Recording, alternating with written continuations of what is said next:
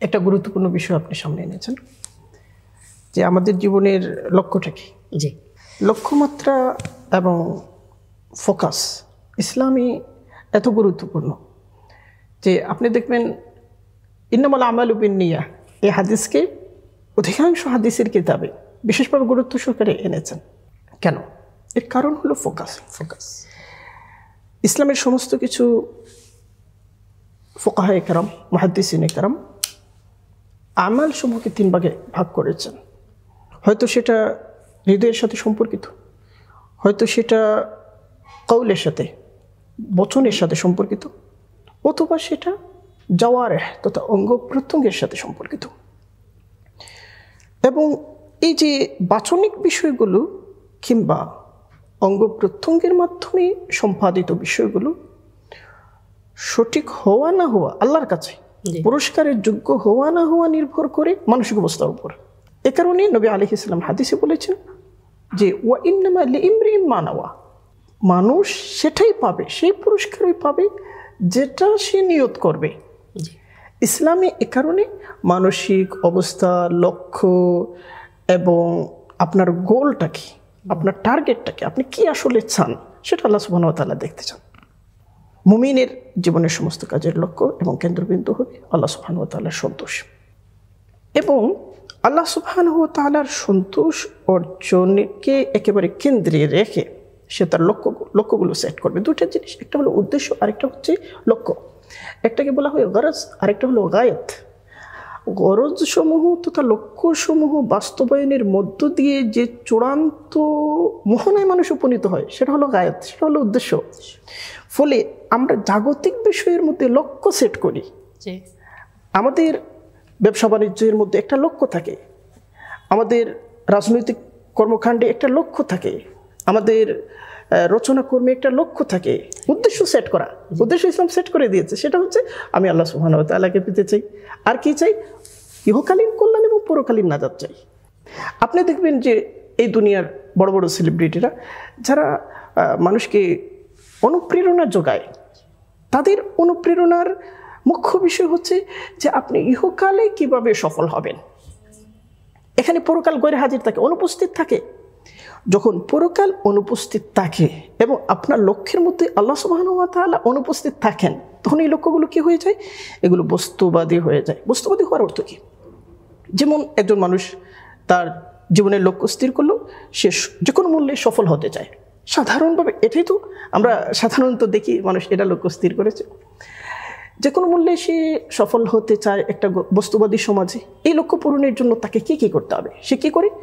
সে সবচেয়ে মানসম্মত একটা বাড়ির প্রত্যাশা করে, সবচেয়ে মানসম্মত যানবাহনের প্রত্যাশা করে, সবচেয়ে দামি, সবচেয়ে লেটেস্ট, এবং জীবনোপকরণগুলো অত্যন্ত উন্নত মানের হতে হবে যাতে করে তার জীবনযাত্রাটা অত্যন্ত সুন্দর, সাবলীল এবং সহজ হয়। আচ্ছা, এই বস্তুবাদী সমাজে কী করা হয়? একজন মানুষ 5 কোটি টাকার গাড়িতে সে চড়ে, অতএব সে মূল্যবান। তার গড়িটার দাম 7 লক্ষ টাকা, ফলে সে মূল্যবান না। এটা হচ্ছে তার ব্যবহৃত বস্তুর মূল্য। বস্তুর মূল্য দিয়ে মানুষের মূল্য নির্ণয় করা যায় না। ইসলাম কি বলে? ইসলাম এই সমস্ত জীবন উপকরণ, এগুলো হচ্ছে ইসলামের দৃষ্টিতে এগুলোকে বলা হয় আসবাব। আসবাবকে ইসলাম গুরুত্ব দেয়। ইসলাম বলে আমি এটার মধ্যে পানি পান করব, এটাকে পরিচ্ছন্ন হতে হবে এবং এটাকে রুচিসম্মত হতে হবে, কিন্তু এটাকে জগতের সবচেয়ে মূল্যবান হতে হবে, এই প্রতিযোগিতার মধ্যে নামতে ইসলাম আমাকে বলে না, বরং নিরুৎসাহিত করে। ইসলাম এখানে নিরুৎসাহিত করে। ফলে আসবাব তথা উপকরণগুলোকে গুরুত্ব দেওয়া হয়, ইসলাম গুরুত্ব দেয়, কিন্তু এর একটা সীমানা নির্ধারণ করে দেয়। এর একটা জায়গা ইসলাম স্থির করে দিয়েছে। প্রত্যেকটাকে যার যার পাওনা পরিশোধ করে ইসলাম, প্রাপ্যস্থান বুঝিয়ে দেয় ইসলাম। কিন্তু বস্তুবাদী সমাজে আপনার সাফল্যের মানদণ্ড হলো আপনি কি কি বস্তু ব্যবহার করেন। আপনার গাড়িটা, আপনার যে মোবাইলটা, আপনার বাসাটা, এবং আপনার ব্যাংক অ্যাকাউন্টটা, তার ফিগারটা, আপনার চাকরি, আপনি যে বেতন পান এই বেতনটা কত ডিজিটের, এগুলো তো কোনোটাই আভ্যন্তরীণ বৈশিষ্ট্যের প্রতিফলন না। এগুলো মানুষের আভ্যন্তরীণ সত্তার প্রতিনিধিত্ব করে না। সেখানে বিষয়টা এরকম না যে আপনার লক্ষ্যের মধ্যে বিশুদ্ধতা আছে কিনা, আপনার নৈতিক মান কতটা উন্নত, আপনার নিষ্ঠা কতটা যথার্থ, এবং মানুষ হিসেবে আপনার শ্রেষ্ঠত্বের যে সমস্ত মৌলিক মানদণ্ড রয়েছে এই সমস্ত বস্তুবাদের দৃষ্টিকোণে উপেক্ষিত থেকে যায়, একদম উপেক্ষিত থেকে যায়।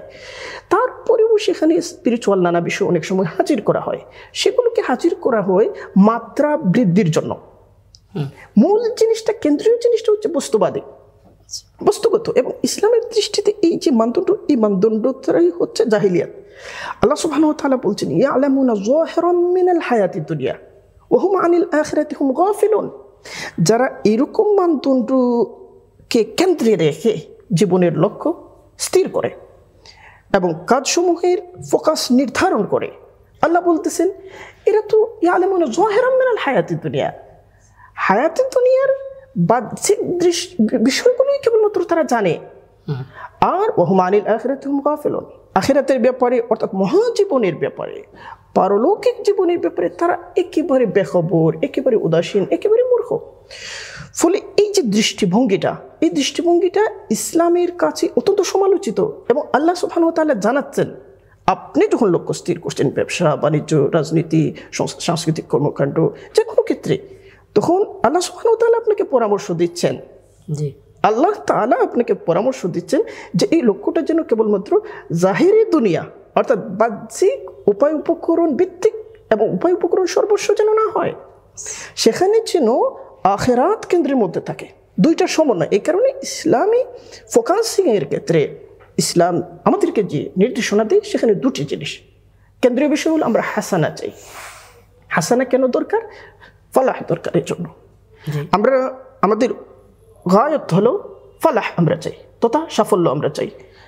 আর গায়তের জন্য গরজ, আগেই বলেছি যে একটা হলো উদ্দেশ্য, সেটা হচ্ছে গায়ত, আরেকটা হচ্ছে লক্ষ্য।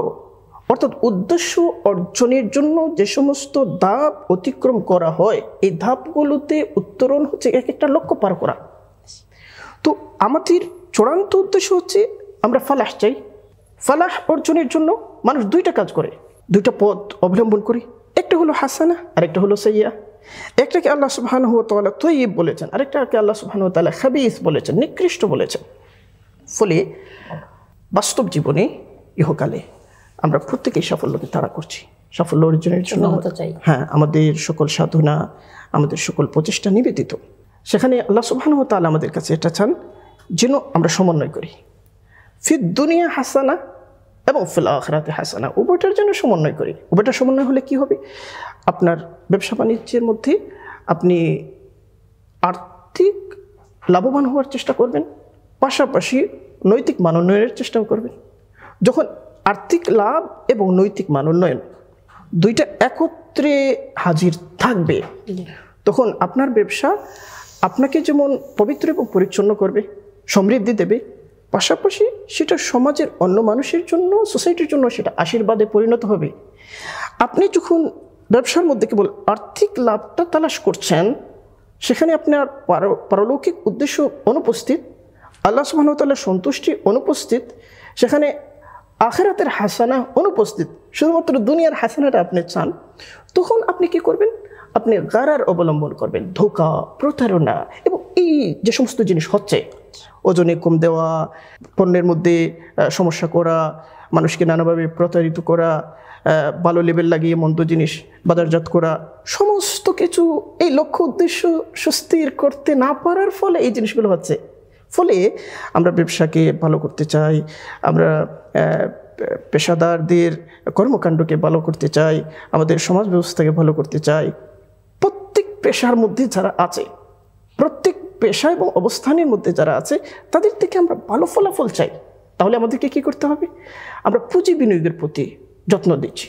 উৎপাদন ব্যবস্থা সমৃদ্ধ করার জন্য রাষ্ট্রের বিশাল বিশাল আয়োজন, কিন্তু ফোকাসিংয়ের জায়গাটা সেখানে কোনো নজর দেওয়া হচ্ছে না, সেখানে কেউ আলো দিচ্ছে না। অথচ এটা ঠিক না হলে সর্বত্র সমস্যা তৈরি হচ্ছে। এই কারণে ইসলাম বলে যে আপনার প্রতিটি ক্ষেত্রে আপনি শিক্ষার্থী আগে লক্ষ্য স্থির করেন, শিক্ষক লক্ষ্য স্থির করেন, শিক্ষক যখন দুইটা জিনিসের সমন্বয় করবেন, দুনিয়ার হাসান এবং আখিরাতের হাসান, তখন তিনি তার ছাত্রের কোনো হক নষ্ট করতে পারবেন না।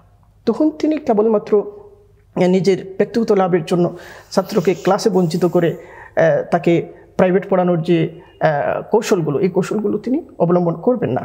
তিনি চেষ্টা করবেন ক্লাসের মধ্যেই তাকে সর্বোচ্চটুকু দেওয়ার জন্য। এইভাবে সমাজের প্রতিটি ক্ষেত্রে আমরা ভালো ফলাফল আশা করব যদি আমরা লক্ষ্যের জায়গার প্রতি বিশেষভাবে মনোযোগ প্রদান করি।